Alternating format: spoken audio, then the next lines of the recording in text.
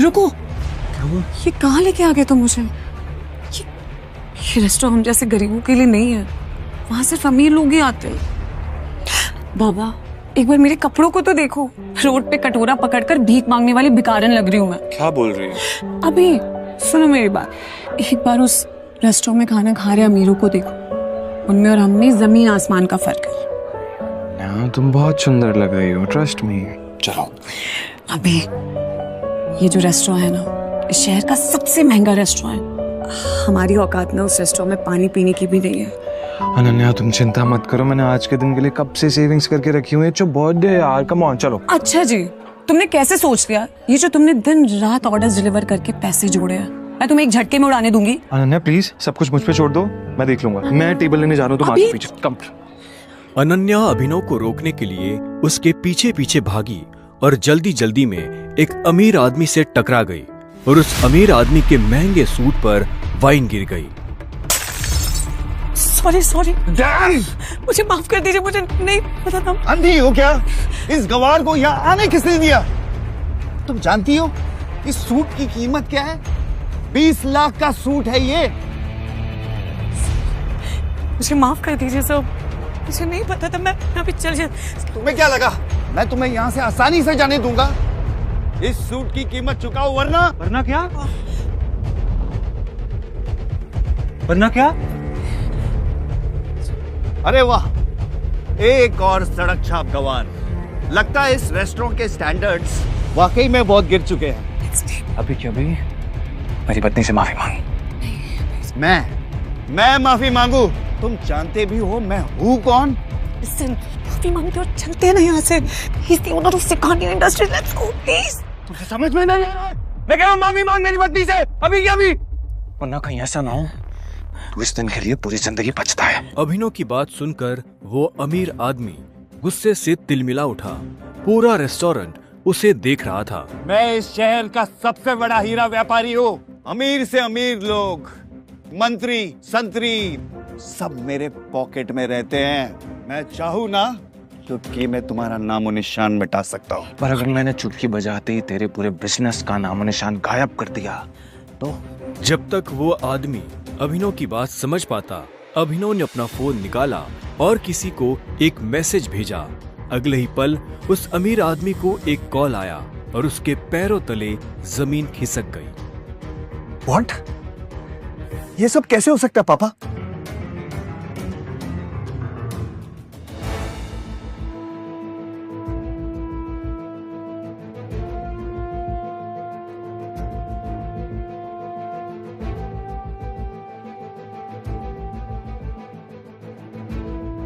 तुमने ये सब कैसे किया? आखिर तुम हो कौन?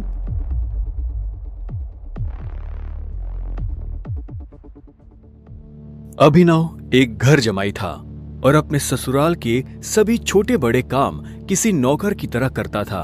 लेकिन आज उसे किसी से मिलने जाना था और उसकी सास शर्मिला को ये मंजूर नहीं था। अरे ओ निठल्ले जमाई, यहाँ पैर दबा, बहुत दर्द हो रहा है। सासू माँ मुझे कहीं जल्दी पहुंचना है, मैं आके आपके पैर दबा दूंगा। अरे ओ निठल्ले, आज तक चवन्नी तो कमाई नहीं तूने।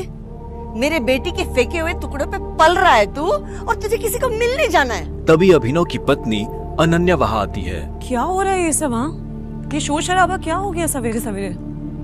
शोर मैंने नहीं, तेरे निखट्टू पति ने मचाया हुआ है, जिसे तेरे सठिया हुआ दादा ने जबरदस्ती तेरे पल्लू में बांध के रखा हुआ है। मेरा बस चले ना तो अभी के अभी इसे लात मार के घर से बाहर निकाल दो। अभिनव, तुम्हें जहाँ जाना है चले जाना, प्लीज पहले मम्मी का काम करके जाओ। नहीं अनन्या, मैं अभी नहीं रुक सकता हूँ, मुझे अभी जाना होगा। I'm sorry। इतना कहकर अभिनव वहाँ से निकल जाता है और ये देखकर शर्मिला का गुस्सा 7वें आसमान को छू जाता है। आने दो इस। अब कैसे बचेगा अभिनव अपनी सास के गुस्से से? क्या अभिनव की आज शामत आने वाली है? क्या होगा आगे? थोड़ी देर बाद अभिनव मुंबई शहर की सबसे बड़ी 5 स्टार होटल सैफायर पर पहुंच गया था, लेकिन वहां भी उसका स्वागत कुछ ठीक नहीं होता।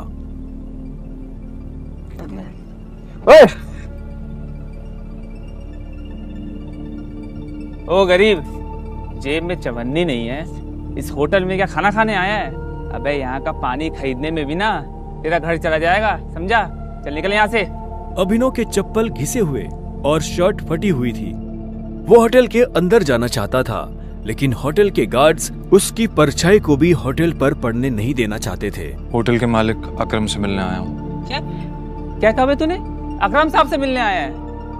अबे तू जैसे आदमी से ना हमारे अकरम साहब बाथरूम भी साफ ना कराए, समझा? बड़ा आया अकरम साहब से मिलने वाला, चल जा यहाँ से। सिक्योरिटी गार्ड्स इतना कहकर अभिनव को साइड में हटा ही रहे थे कि तभी वहाँ अभिनव की एक्स गर्लफ्रेंड वैभवी अपने नए बॉयफ्रेंड के साथ पहुँचती है। अरे गार्ड भैया,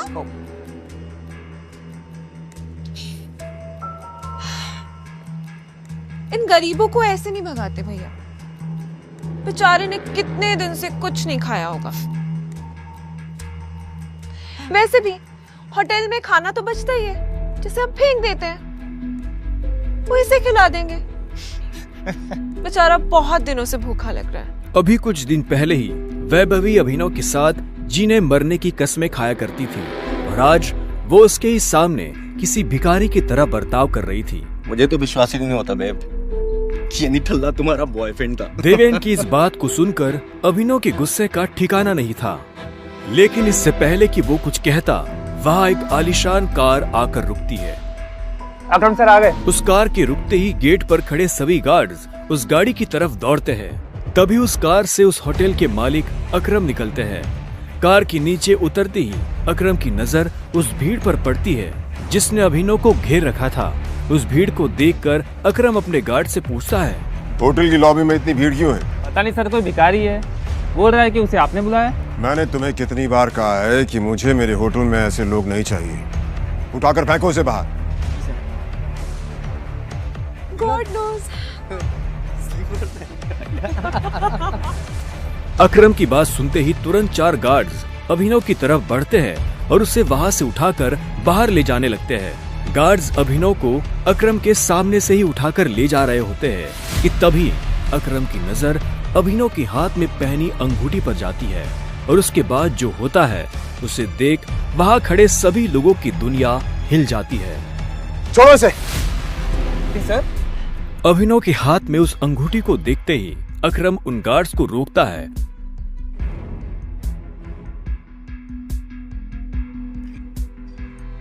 टाइगर। और उधर करोड़पति अकरम अभिनव के पैरों में गिर जाता है।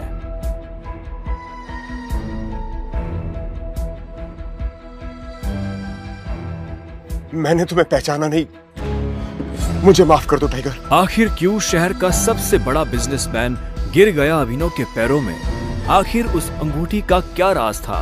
क्या वो राज सबके सामने आ पाएगा?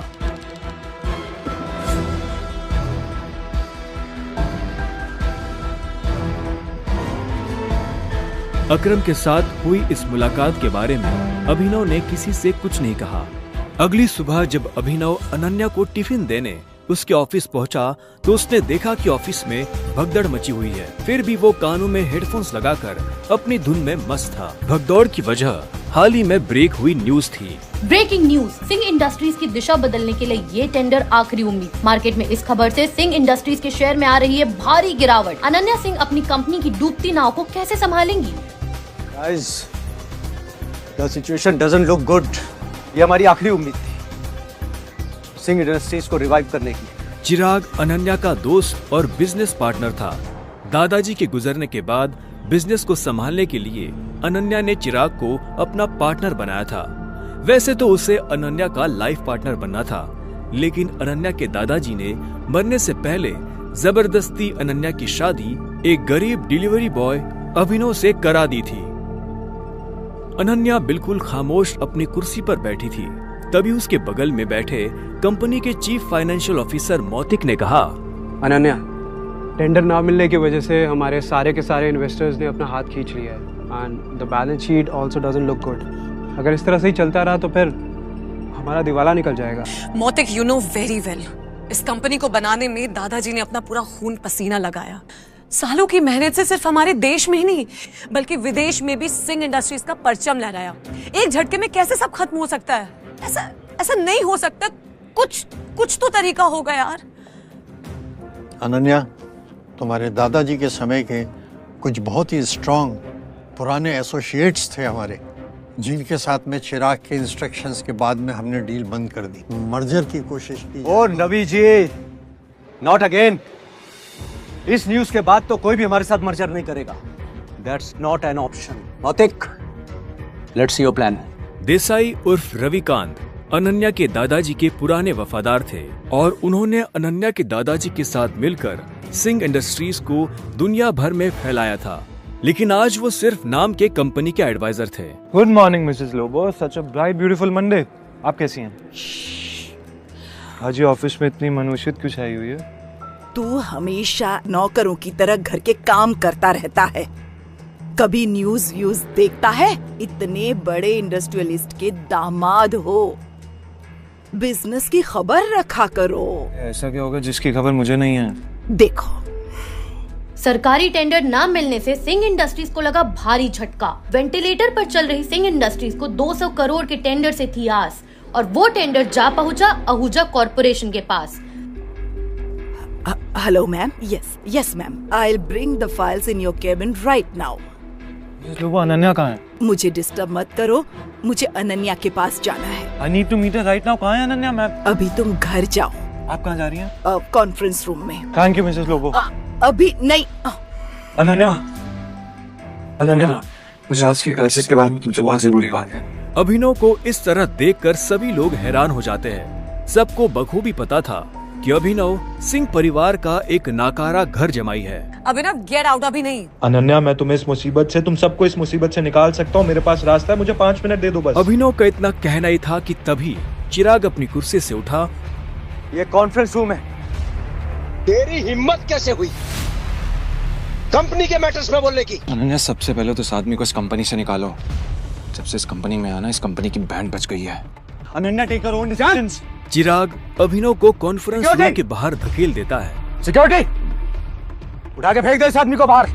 लोगों को अभिनव की हालत पर तरस आने लगता है और वो चिराग से रिक्वेस्ट करते हुए कहती है, sir, I will take care of this matter. You can go inside for the meeting. अच्छा, आप फाइल्स लेके आई हैं? यस। दीजिए मुझे। गुस्से में लाल चिराग वापस कॉन्फ्रेंस रूम में चला जाता है।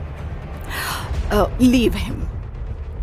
ये कोई चोर उचक्का नहीं है, ये आपकी अनन्या मैडम का पति है और सिंह परिवार का घर जमाई है। भूल जाते हो क्या ये सब तुम लोग? Thank you Mrs Lobo. जितनी इज्जत मुझे आपसे मिलती है, उतनी शायद अनन्या और उसकी मम्मी से भी नहीं मिलती। You idiot, come with me right now.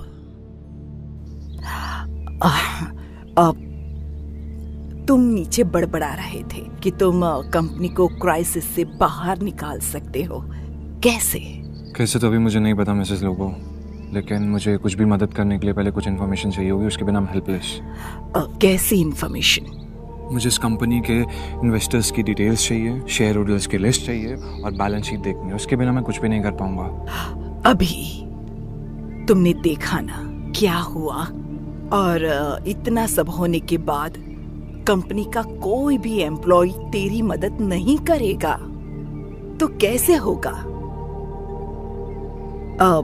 एक आदमी है जो तुम्हारी मदद कर सकता है। कौन? रविकांत देसाई सर। वो अनन्या के ग्रैंडफादर के बहुत क्लोज थे। वो तो ठीक है, लेकिन आजकल चिराग ने सबको साइड वेस्ट कर दिया है ना। लेकिन एक बात बताती हूँ, Ravikant Desai is a chain smoker. हर घंटे आएंगे सिगरेट पीने के लिए। तुम यहाँ उसका वेट करना, उसके साथ कोशिश करना बात करने की, उसको कन्विंस करने की पूरी कोशिश करना। I am sure you can do it. Okay, अब मुझे जाना होगा। All the best.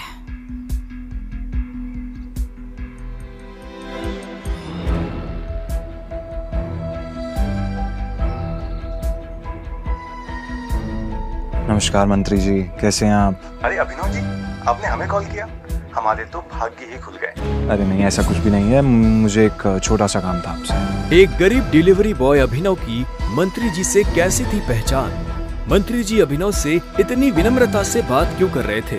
फोन पर अभिनव मंत्री जी को कुछ समझा रहा था, तभी रविकांत देसाई और रविकांत वहाँ आ गए। हाँ तो फॉरेन डिटेल्स पता कीजिए मंत्री जी और मुझे कॉल बैक कीजिए। अभी मैं रखता हूँ जी।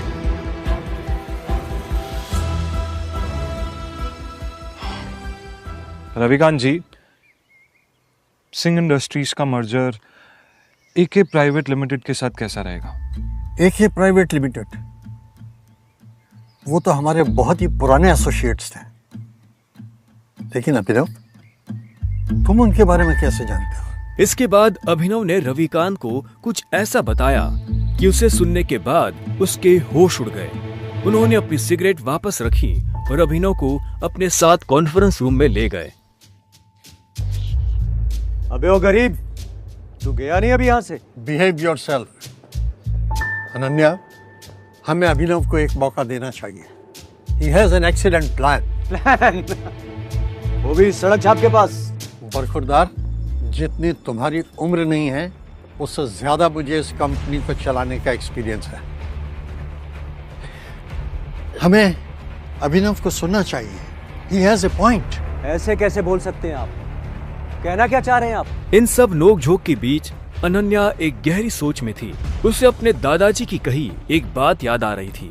अनन्या बेटे, अभिनव तुम्हारे लिए एक बहुत ही अच्छा जीवन साथी है और हमेशा याद रखना, जब भी तुम पर या सिंह इंडस्ट्री पर कोई भी मुसीबत आएगी ना, तो अभिनव ही तुम्हें उससे बाहर निकालेगी। सामने चल रही बहस को देख अनन्या जोर से चिल्लाती है। चिराग, ये मत भूलो ये कंपनी मेरी है और हर डिसीजन का वीटो पावर मेरे पास है। Sit down.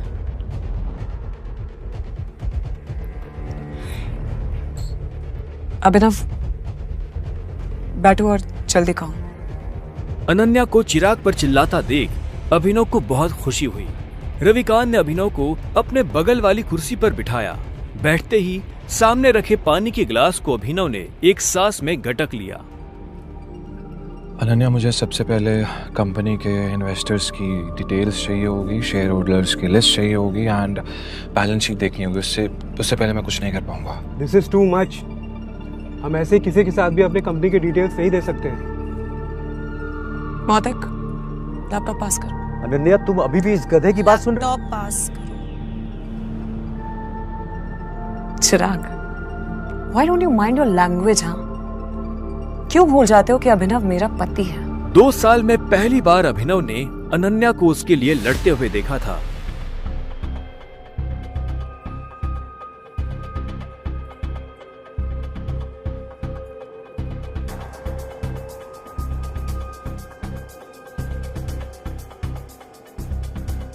अनन्या, मुझे स्टेटमेंट्स में बहुत सी इरेगुलरिटीज दिख रही हैं।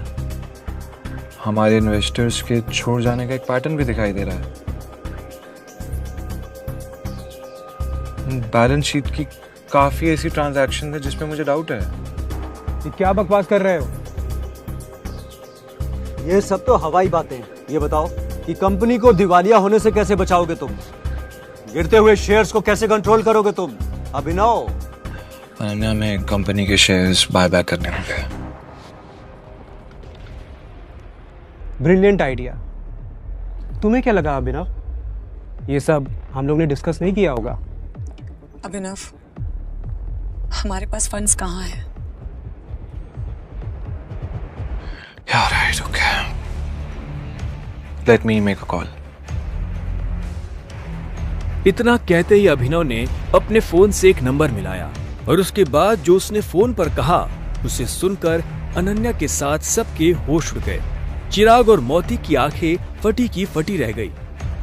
या मिस्टर अकरम, मेरी बात ध्यान से सुनिएगा।